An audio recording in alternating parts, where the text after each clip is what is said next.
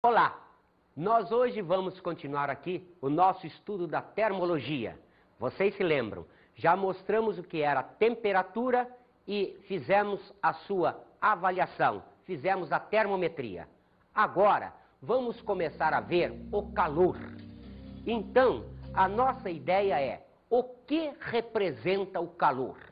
O calor representa sempre uma forma de energia. Cuidado! Lembre-se, a energia, ela pode ser medida. Então, o que nós vamos fazer aqui?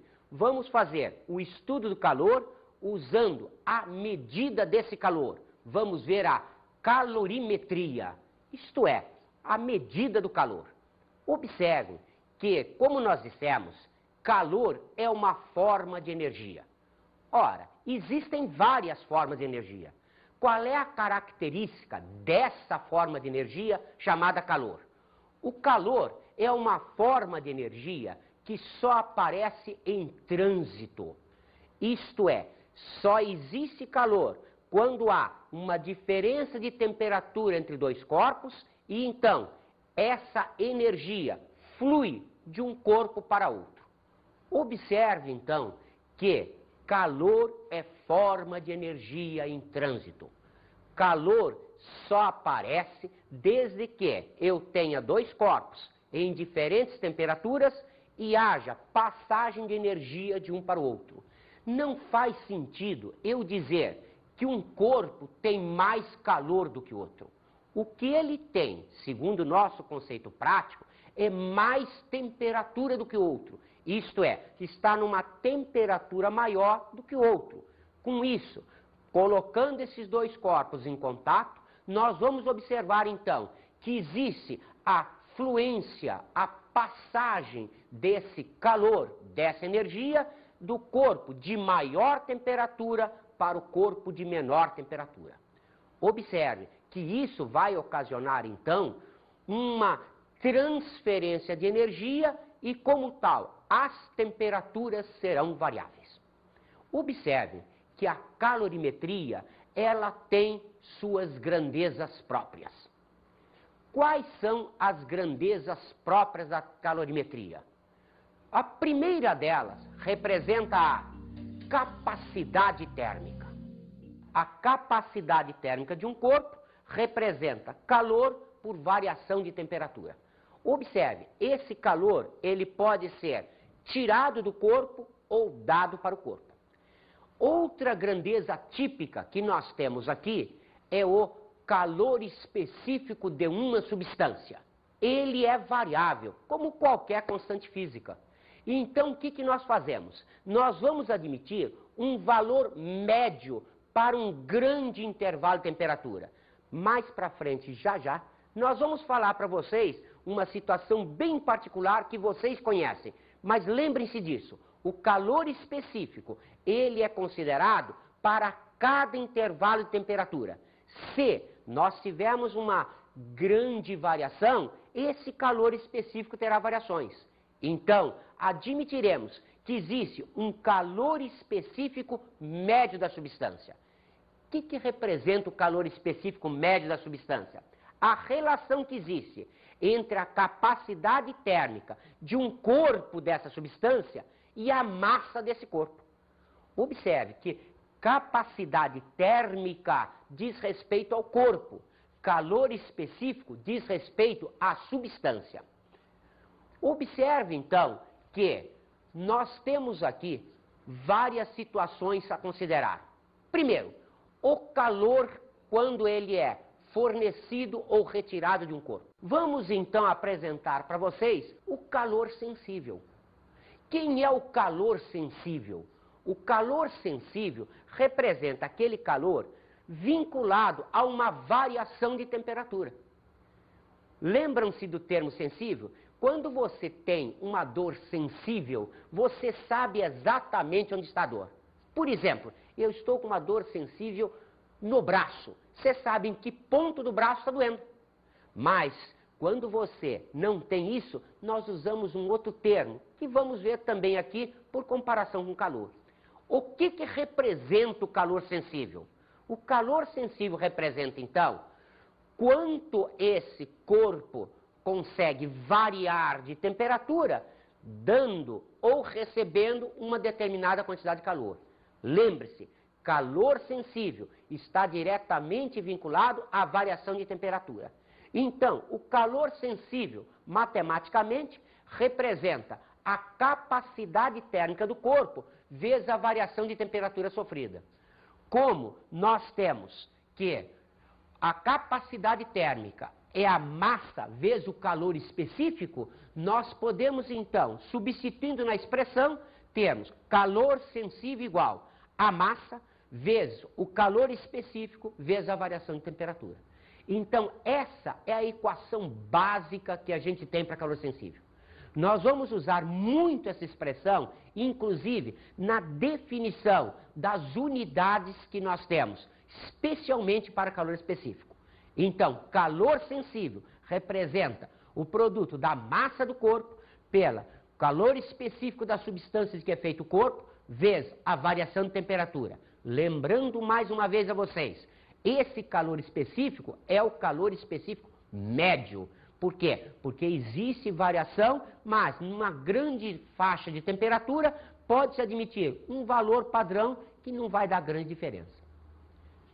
Observem também que existe uma outra situação. Nós temos um calor latente. O que nós chamamos de calor latente? Às vezes, a gente tem uma dor de dentes latente.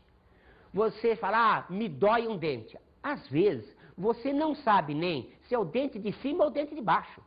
Ela é latente, você sabe que ela existe, mas você não é capaz de precisar. Como dissemos agora há pouco, o calor sensível, você, entre aspas, o vê. Como é que você o vê? Você vê através da variação de temperatura. O que caracteriza o calor latente? É ele estar presente, mas não haver variação de temperatura.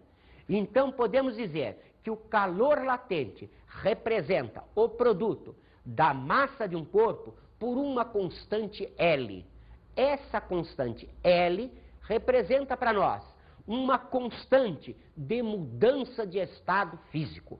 Por que isso? Porque nós vamos discutir futuramente com vocês, nas mudanças de estado, que a característica principal que aparece aí é a conservação de temperatura em algumas mudanças de estado. Então, esse calor, como vocês podem observar, ele não apresenta variação de temperatura. Ele não é calor sensível. Ele é um calor que produz mudança de estado físico sem alterar a condição de temperatura. Lembram-se que nós discutimos com vocês temperatura e calor e dissemos, cuidado, não há uma vinculação direta entre calor e temperatura. Eu posso fornecer calor e não variar a temperatura, eu posso variar a temperatura sem variar a quantidade de calor. Então já estamos mostrando para vocês aqui uma das possibilidades. Eu estou fornecendo calor para o corpo e esse corpo não está variando temperatura. Então, cuidado, esse L representa a constante de mudança de estado. Como sempre, nas coisas físicas, as constantes são variáveis. Então, vamos mostrar para vocês que essa constante, ela depende de alguns fatores mais.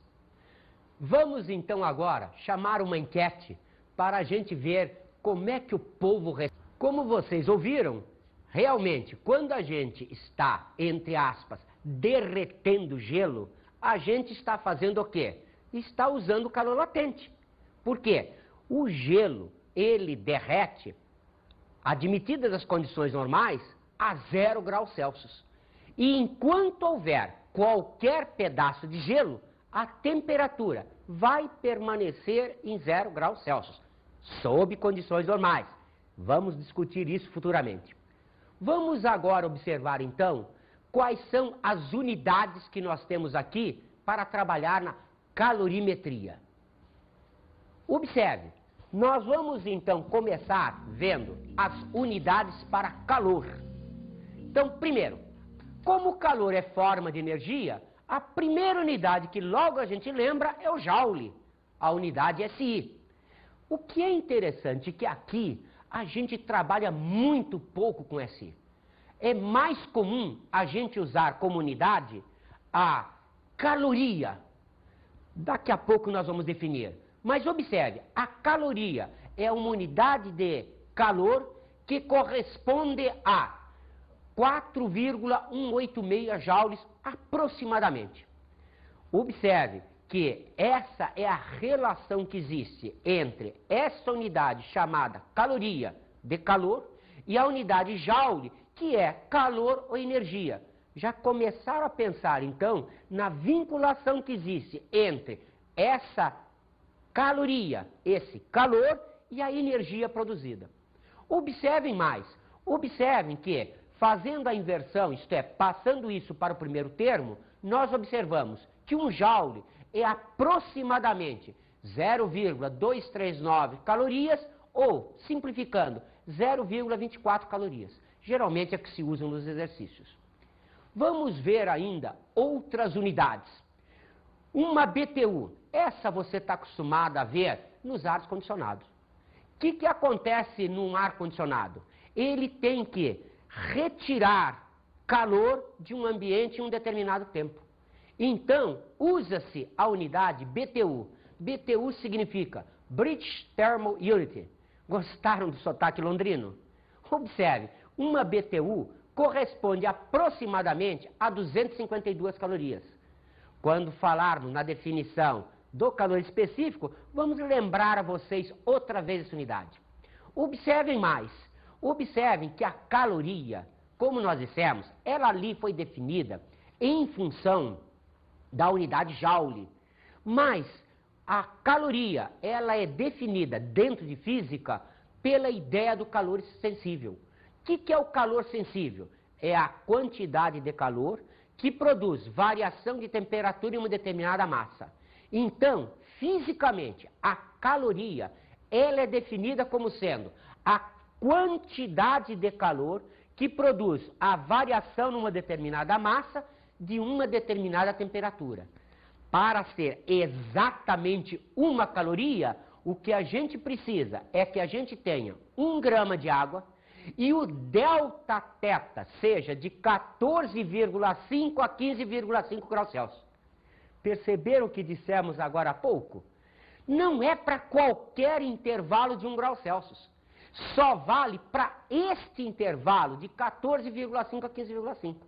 Mas como a variação é muito pequenininha, quando for de 25 a 26, quando for de 30 para 31, nós também vamos usar o mesmo valor, porque a variação é muito pequenininha. Mas fisicamente, a definição da caloria ocorre para 1 grama de água, sofrendo variação de 1 grau Celsius apenas de 14,5 a 15,5, sob pressão normal de 1 atmosfera. Já que a definição da caloria foi feita para a água, podemos dizer que o calor específico da água corresponde a 1 caloria por grama grau Celsius.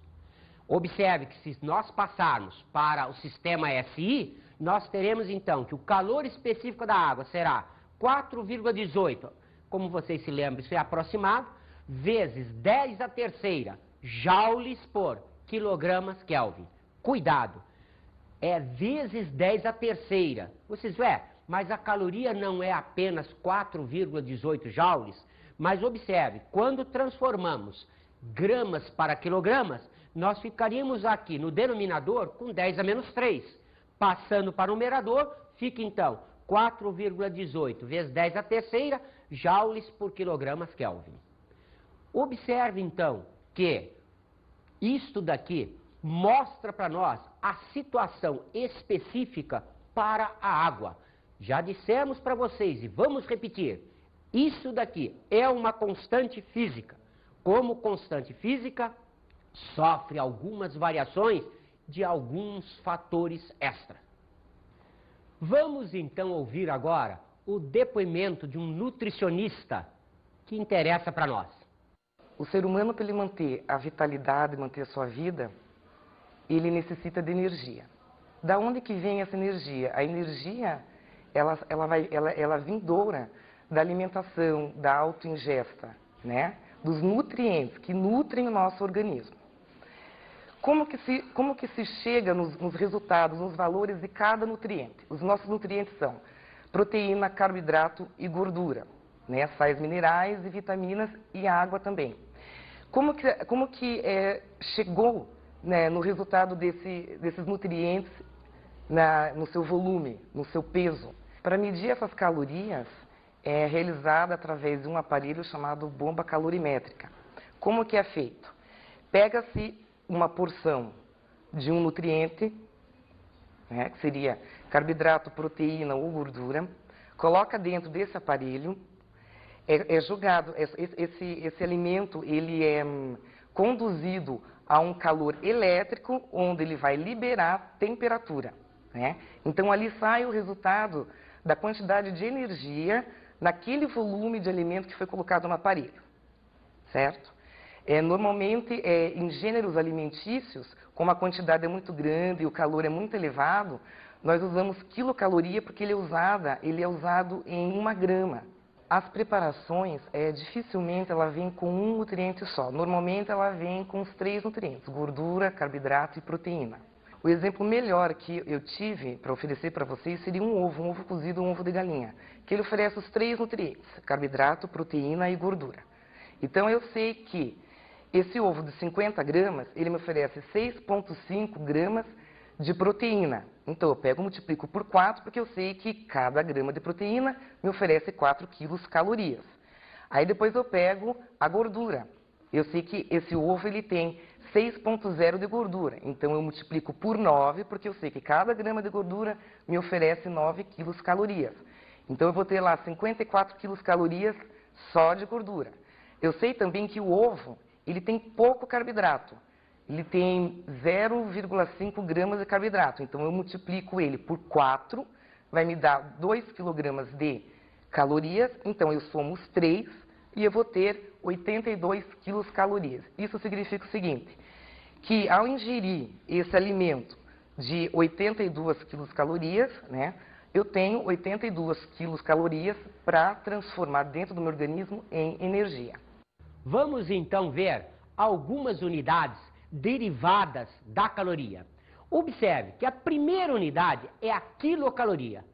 Uma quilocaloria, vocês se lembram, o prefixo quilo quer dizer 1000 ou 10 à terceira.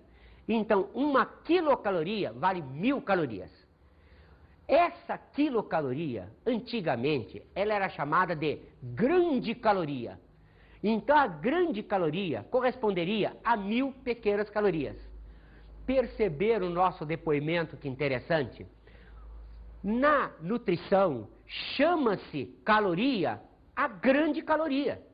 Então, quando se diz que uma pessoa deve ter uma dieta de 2.000 ou 2.200 calorias por dia, o que ele quer dizer são 2.000 ou 2.200 grandes calorias.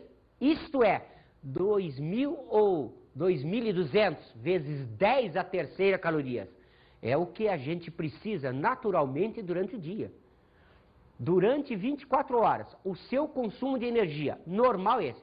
Não, estou falando isso na minha idade. Vocês jovens precisam de muito mais do que isso. Vocês gastam muito mais energia. Quando falamos na BTU, nós podemos pensar da mesma maneira que pensamos na caloria. Observe, a BTU representa a quantidade de calor sensível. Então, o que significa isso? Representa uma quantidade de calor necessária para, atuando em 1 libra de água. Perceberam? O sistema é inglês. Em inglês, não usa massa em quilogramas, usa massa em libras. Então, a BTU, ela trabalha com a massa em libras. E a variação de temperatura? Ora, em inglês, trabalha com variação de temperatura em Fahrenheit. Então, uma BTU corresponde à quantidade de calor necessária para, atuando na massa de 1 libra de água, variar a sua temperatura de 57,5 a 58,5 graus Fahrenheit.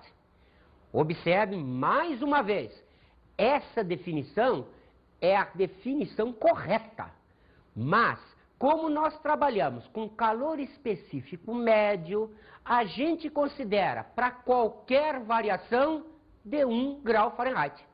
Mas aqui, a correta, a certa, a definição física nossa é válida apenas para esse intervalo. Ei, eu conheço o BTU.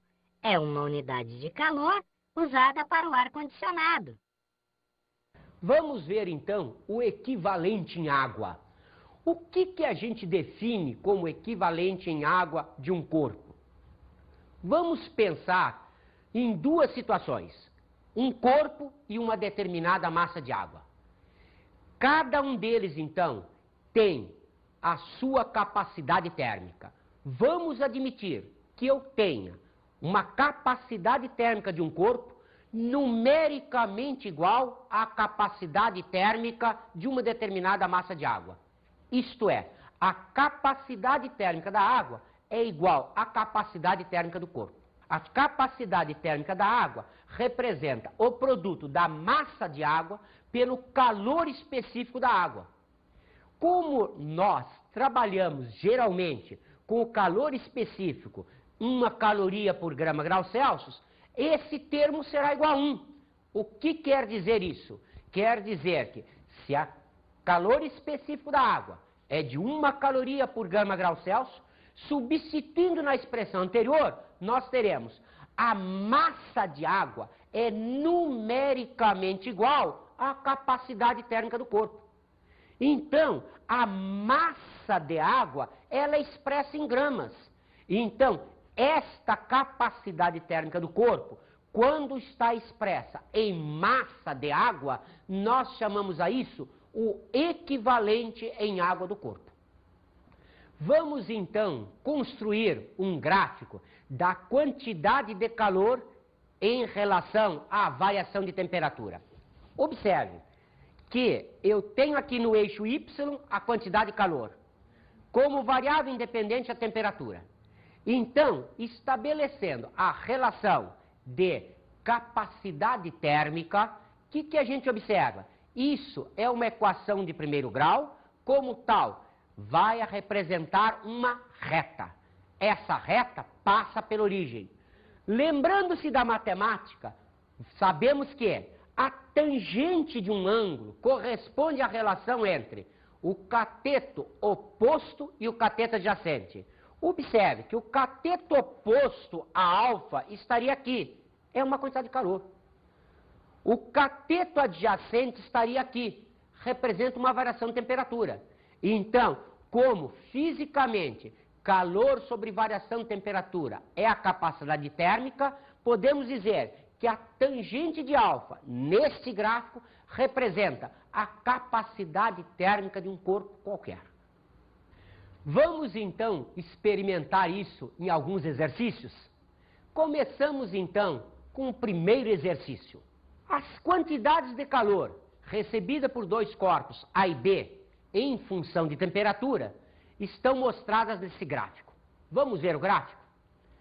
O que nós observamos desse gráfico? Lembram-se, o que eu tenho num gráfico Q delta θ?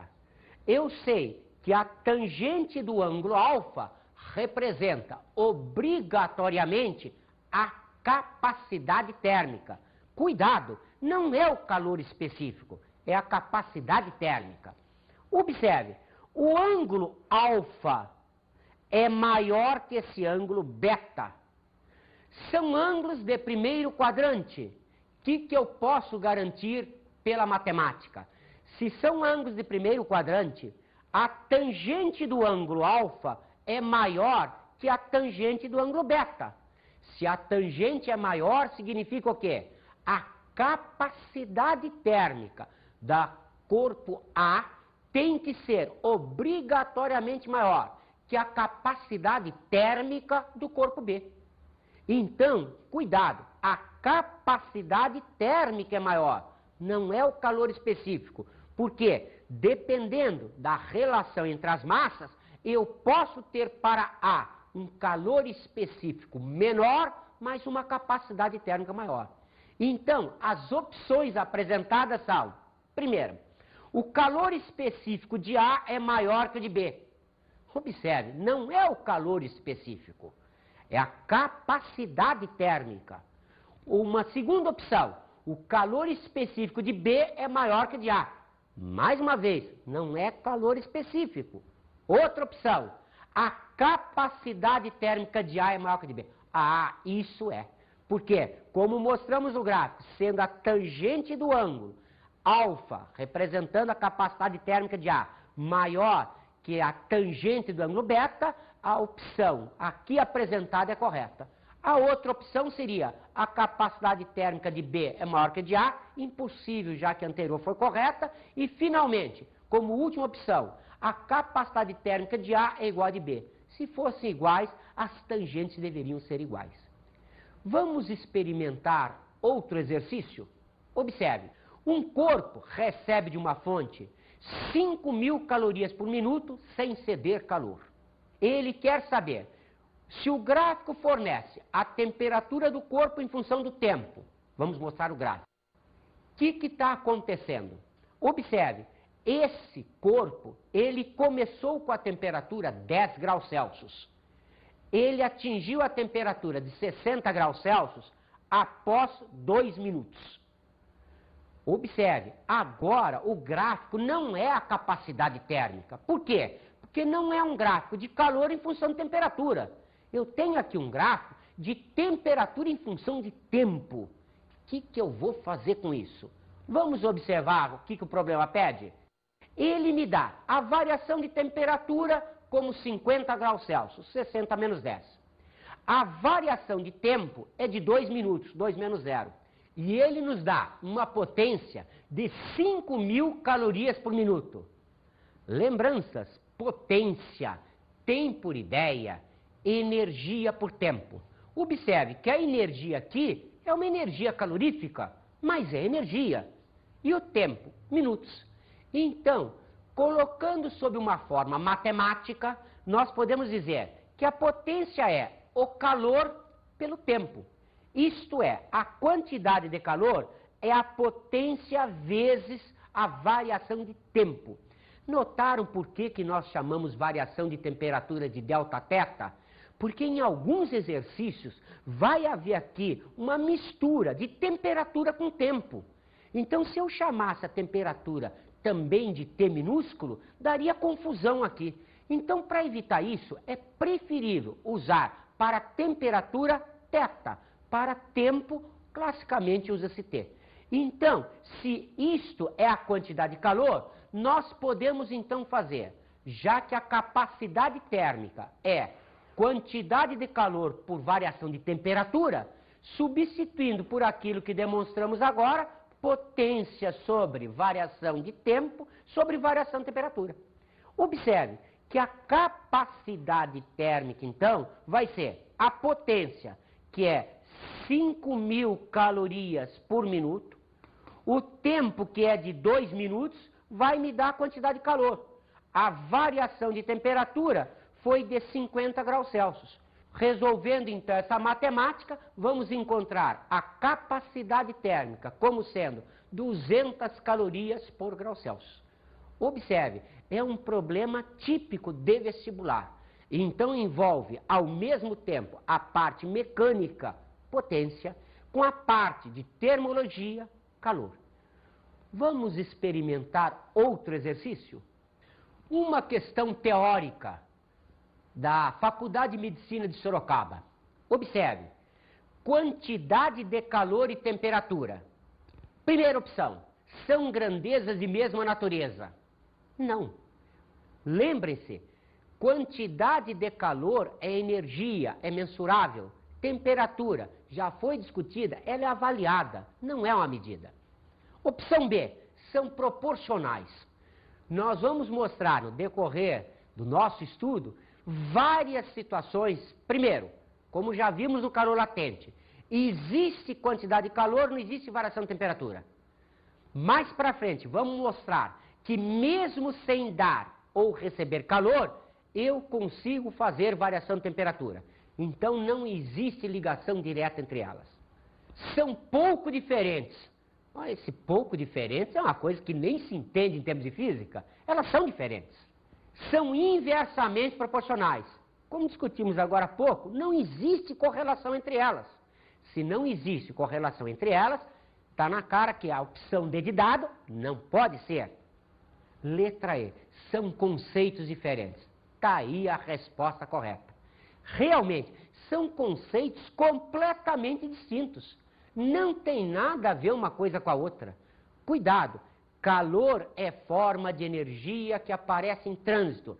Temperatura é manifestação sensível. Nós vamos ver futuramente no estudo dos gases uma maneira de relacionar essa temperatura com a energia cinética de moléculas. Mas observe, o que a gente pode garantir que a temperatura é uma sensibilidade, a quantidade de calor é uma quantidade de energia e pode ser mensurável. Vamos então às nossas dicas de estudo de hoje?